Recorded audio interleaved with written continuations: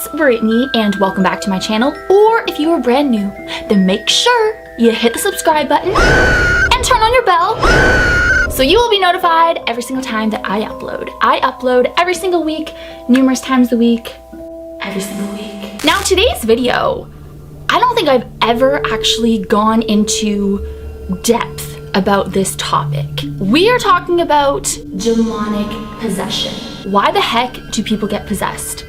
Are demons real? Is demonic possession real? This is kind of a discussion, even though it's just me talking to the camera.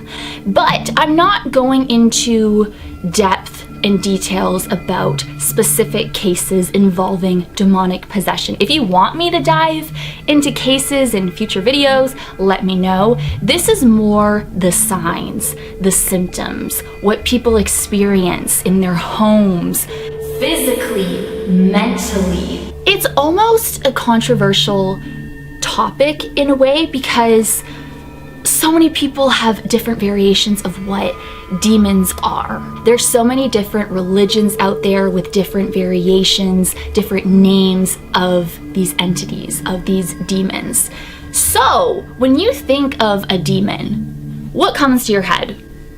I'll give you a little time to think. Well, I'm sure the first thing that comes to your head is a beast, Lucifer, Satan, this 7 foot, 8 foot tall beast with horns. He's red, fire, hell. That's what majority of people think of. Evil, entity, crazy, monster, disgusting, scary, terrifying, more terrifying than ghosts and spirits. Now, I'm not gonna get into the different religions and the different variations of demons and the different names with these demons within these different religions. I'm not gonna get into that. All I'm saying is I respect what people's religions. I respect what you believe. I hope you respect what I believe, but I'm not gonna dive deep into that. I'm just saying that everybody has a different perspective, but then there's people who believe that demons are entities that have nothing to do with religion. All I'm gonna say is I 100% believe in hell, and I 100% believe in heaven. That has always been my belief, and you know, maybe you don't agree with that, but that's what I believe in. So I'm just like, I'm hoping that we can all respect each other's opinions and what we believe and not believe. And you know, sound off below in the comments, sound off below. Who am I? I don't even say that. So we know that demons are filled with hatred, and when a demonic presence is around, clearly it's not a positive presence. Now there's also bad spirits or evil spirits out there, but they're not exactly demonic. Have I dealt with evil spirits before?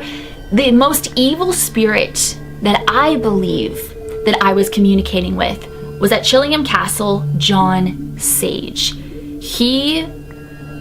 I won't even go into the history of, you know, what he was and what he did, but he's not, I should say that he is demonic because he was evil, but he's not known to be a demon. He's just known to be a bad, evil person, a hateful person. So evil spirits and demons, I guess they kind of have the same characteristics to a certain degree, but evil spirits aren't exactly demons. You know what I'm trying to say? I don't want to confuse people. But we know that demons are hateful. It's a totally different level.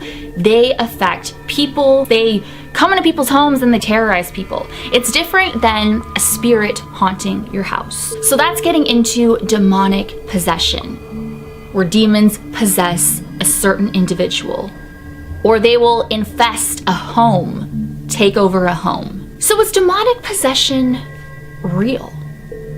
I've never experienced it, but I do believe that demonic possession is real. You know, I've read so many cases, which I'm assuming that you have read so many cases as well, and you know, you're watching all the ghost shows and everything, and just, you know, the movies that are based off of true events and, you know, true stories.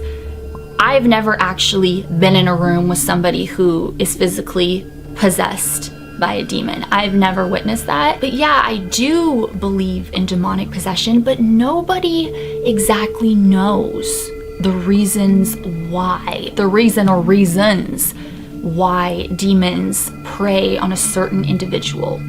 There's many theories, of course. People think automatically the Ouija board. People think the Ouija board is completely evil, and I think Hollywood has a lot to do with that. I don't believe the Ouija board is evil. I believe anytime, this is my opinion, I believe anytime you are trying to make communication, whether it's just me talking right now, or I have a Ouija board, or I have a spirit box, or any other paranormal equipment, whatever. I'm alone in a haunted house. I just have my night vision camera. I have a voice recorder, whatever. Whenever you are trying to make communication, anything can come through. You are opening the gate for anything to come through. You just don't know what's going to come through. But everyone's like, don't use the Ouija board because it's evil. I know so many people who have had nothing but positive experiences with the Ouija board, and I know people who have had negative experiences with the Ouija board. I have read your stories when you guys have DM'd me about using a Ouija board, and some of you have had really crazy experiences, like borderline evil experiences. Do I think it was a demon? No. A bad spirit? Yeah, from what you've told me. And a lot of people have had positive experiences. I've never had a negative experience with a Ouija board, and I've never really had a positive. I love Ouija boards, but I don't really use them anymore because I just don't get evidence from the Ouija board. It doesn't do it for me. One day I hope to experience like the planchette flying across the room and making me levitate or something. Something like that, something crazy like that. But for me personally, I don't really use Ouija boards anymore. But maybe you are purposely trying to summon a demon, and that could bring, flashbacks to all my creepy rituals that I've done. But that could perhaps attract a demon to you. But like I said, I think any time that you're trying to make communication with the spirit world, you don't know what's going to come through. You have a certain intention for something to come through, but you don't know exactly what it is. So it could be something horrific. I think it depends on the individual. I really do. I think it depends on your mind. I feel that, it's not just what I feel, but they say that demons are attracted to weak-minded people. And I'm not necessarily saying that's a bad thing. I believe if you have a lot of negative energy surrounding yourself, that is what attracts a demon in, and that attracts them to want to attach themselves to you. So what exactly are the signs of demonic possession, whether it's involving a certain individual or it's involving somebody's home?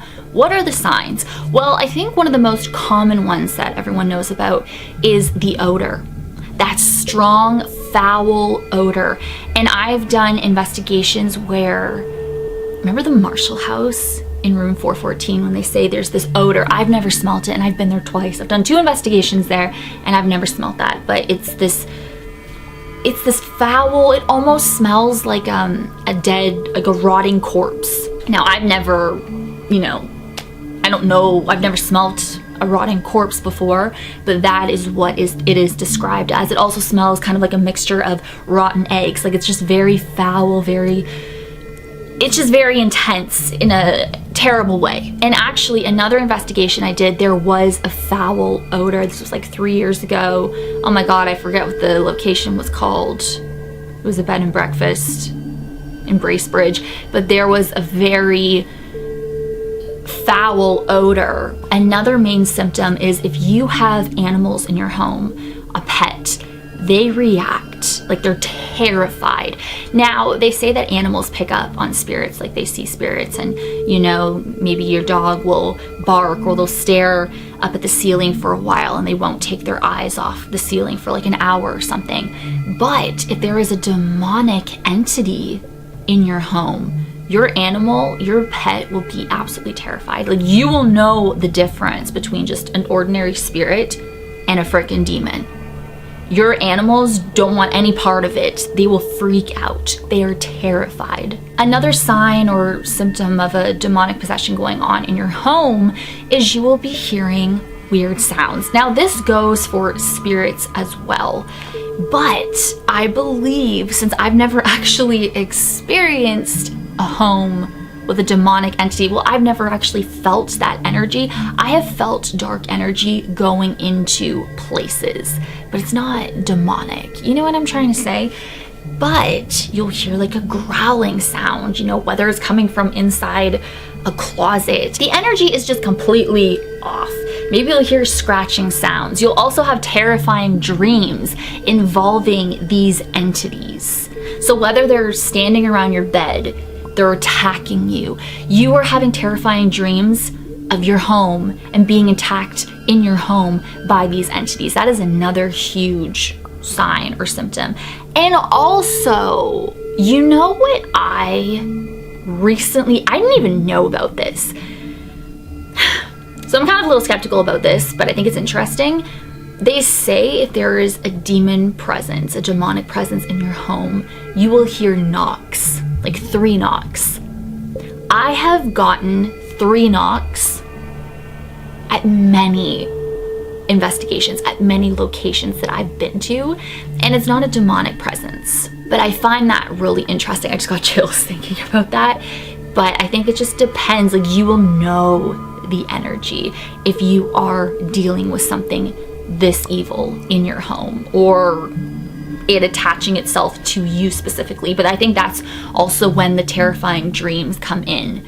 If you are, like, it's attached to you, because you will have dreams of this entity or entities attacking you and freaking you out and terrifying you and hovering over your bed and staring at you and just, you know what I mean, just being so hateful. And of course, if you have any religious objects in your home, they could be broken, damaged, destroyed, because the demons obviously see that as a threat and they don't want to see that, so they will, you know, try to get rid of it. Now, getting into the psychological aspect, the physical, the mental aspect, what you would be experiencing within you personally if there was a demonic entity that was attaching itself to you.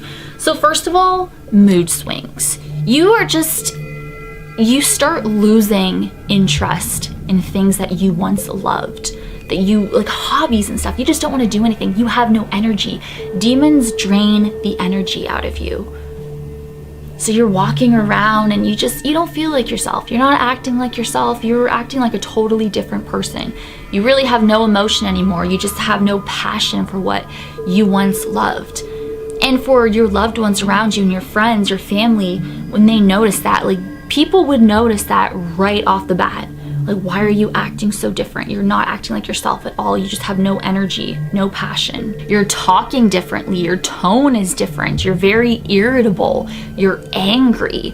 You could have scratches on your body as well. That is another common thing when you are being possessed. There'll be scratches on your body that you can't even explain. There will be a lot of fear within you. You will be on edge all the time. Like, you're just totally acting like a different person. There could be a mysterious illness that is just brought upon you. And the goal with demons is they just want to weaken you so badly. They want to tear you down. They want to drain your energy. They want to weaken your mind. They want to make you so weak so they can easily come in without you even trying. Like, you just don't even have the strength to get rid of them. They want to weaken you that badly so they can just come right into your life. So since we are speaking on this topic, I have gotten so many comments throughout the years of people commenting, on my videos, of course, and saying that I must be possessed, or, during investigation, I was acting weird in a certain part, or, I just was off. Sorry, I got hair in my eye. And back in 2017, like when I went, I lost my mind. I really did. I was so low, and I felt, just thinking about it makes me sad. But if you've been with me for so long, 2017 was not a good year. And a lot of people were like, oh my God, what if there's some entity that came into your life? No. That was 2017 was something totally different, something personal. I never was possessed, and there wasn't a presence around me that was demonic. But I get those comments a lot on investigations. I believe was it the Villisca Axe murder house? People said I was acting so weird in certain parts, like it was like I wasn't really there in my mind. And guys, I remember that night so well. I was not possessed. I think my eyes are just really big, and you know, when I'm trying to focus, like I don't know, I just stare and I think, and I just, you know, I'm trying to focus on what's going on around me and just, you know what I mean? So I think a lot of people kind of get confused with that. Maybe I'm not always smiling. I have a resting bitch face, so maybe that's why too, but I was not possessed at the Villisca Axe murder house. And I remember a few years ago, I was holding a broken doll baby, like a doll that had no head actually. Yeah, it had no head. And I was outside and holding the baby, and I was like shaking or something, and I was shaking because I was cold. But so many people in the comments were like, this girl she's possessed or something took a hold of her, because why is she acting like this baby's real? But I was just holding it because I wanted to be respectful, because that doll was haunted and it had no head. It was really creepy, and I was outside and I was shaking because of that. But people thought I was possessed in that as well. No, I wasn't. I've never been possessed in my life. I've never come close to that, and I know I do a lot of crazy things, but this is what I believe. I show no fear, and I think that is a main factor in what keeps demons away, is I don't show any fear. I mean, like, look when I met the Annabelle doll. Sorry, I have hair. Oh my god, I think I got it. Look when I met the Annabelle doll in Connecticut. I went right up to that doll. I was like, oh my god, Annabelle, it is so nice to meet you. What an honor, or something along those lines. Check out my video if you haven't seen it yet. And I truly believe that doll loved me. If you look at the picture, there's like a head tilt and a smile. And I never got like this bad vibe around Annabelle. I really believe that the demon was probably like shook, like what? I've never, like what? She's happy? You know, and now after I left the museum, the Warren's Occult Museum, I did have this throbbing headache, but I believe it was because I was very overwhelmed that day. It was a long day. I was super excited. I had all these emotions, and I just believe it all like caught up to me. I think I was dehydrated as well. So some people were like, oh my god, maybe it was the Annabelle demon. Maybe being in that room with all those haunted objects, possibly, but I truly believe it was because I was dehydrated and I was overwhelmed and just going through all these emotions. You know, when you have a very long, exciting day and at the end you have this like throbbing headache. Yeah, that's what happened to me. But it happened right after I left the museum. But I believe, like what I said, it was because of being dehydrated, being excited, and just all these emotions. That's what I truly believe. But I think for me, the fact that, you know, I love doing what I do and I don't show any fear, and I think that plays a huge role. And especially if I was gonna walk in on some demonic presence or some, you know, entity is coming through to me, I think they would pick up on that. But that's just my personality. I just don't show any fear. I love this stuff. So I think if a demon is witnessing me being like, hey, like, you know, I mean, you know, I have so much fun doing what I do, and I'm serious about it, but I love, you know, I have a sense of humor. And I think in the paranormal, you need to have a sense of humor.